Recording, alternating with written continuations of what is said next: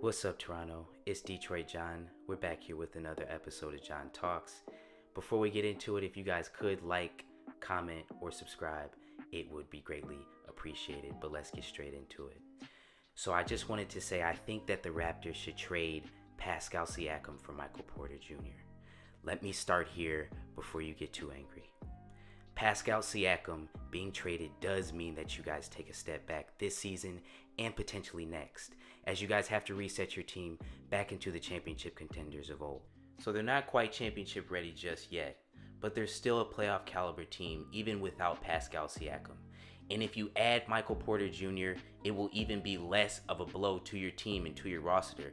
I suspect that they'll get better, but only time can tell. So I'm going to give you guys the official trade before I get any farther in this video. This was reported by USA Today Sports, and this is the trade that is reported to be in talks. Pascal Siakam to the Denver Nuggets for RJ Hampton, Garry Harris, Micheal Porter Jr., and a protected lottery 2021 first round pick. That is a big deal to me. That is a Matthew Stafford level deal. That is 3 first round players and a first round pick. So it's really 4 first round picks for Pascal Siakam. Now I want to hear from you guys what you guys think on that, just on its face, what you guys think. But here's what I got to say, really, just from hearing it, was this is the height of Pascal Siakam's career. He's not necessarily going to get a better deal going forward after this. It's not even guaranteed that he's going to be getting better. You can even make a case that he's declining after the past 2 seasons that he had. So this is a prime deal. This is a young player in Micheal Porter Jr. that really, by all reports, has a ceiling as high as anybody in the NBA. And you have a guy that can get in, score in open space like RJ Hampton, a guy that can space the floor like Garry Harris. When you add Matt Thomas to that equation, when you add a Kyle Lowry, when you add a Fred VanVleet to that equation, now you're in the second round, third round of the playoffs. Now I think it's important to highlight Micheal Porter Jr. has had some health protocols this season, as he has had some injuries in his previous seasons and some concerns with that, but he's still averaging 14 points per game and almost 7 rebounds, shooting over 40% from 3-point range. With a guy with his size, there's maybe only 3-4 other guys in the NBA that can duplicate that. At 6'10", with his size, shooting stroke, and athleticism, Micheal Porter Jr. has just as much potential as any young player in this league, and has just as high a ceiling as any young player in this league. His basketball IQ, combined with all of this, could grow him into a superstar one day for Toronto. So with this type of potential, Toronto could be setting themselves up for a lot of success in the future. Something they honestly should take in mind, considering the fact that Kyle Lowry is turning 35 this season, and they honestly don't have the depth right now to be a consistent playoff team or a championship team. Yes, they are a playoff caliber, but as far as consistency, they are not there yet to where they can dependently make it, or they can dependently get to the second round. They do not have the depth right now on their roster to do that. They need younger wings. They need more scoring.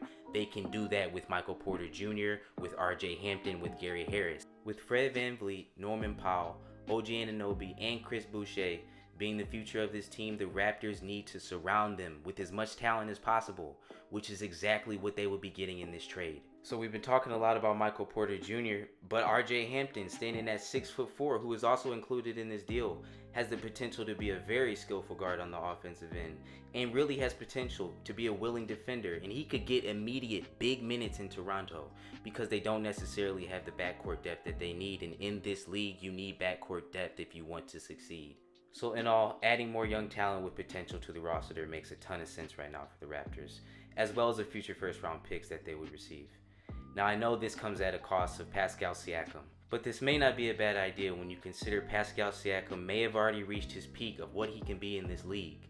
This will give you an opportunity, like I said, to add young players that can give you an opportunity to do a mini restart, a mini rebuild in the middle of a playoff run where you could still go to the playoffs. And like I said, who knows, you guys could end up being a better team for it with the spacing that you guys would have.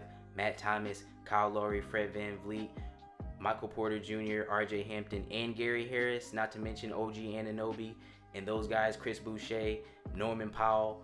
That is a serious playoff team. That's no longer a joke, okay? That is now you're contending for the second round now. Now you're looking at, we need one more player to a championship. So tell me what you guys think. I personally would love to see Micheal Porter Jr., RJ Hampton, and those guys mesh with Kyle Lowry and Fred VanVleet and really get something going, because I know when guys get to shooting like that and all those guys can score and shoot, it's really unstoppable. And we've seen the Toronto Raptors, they're really a player away.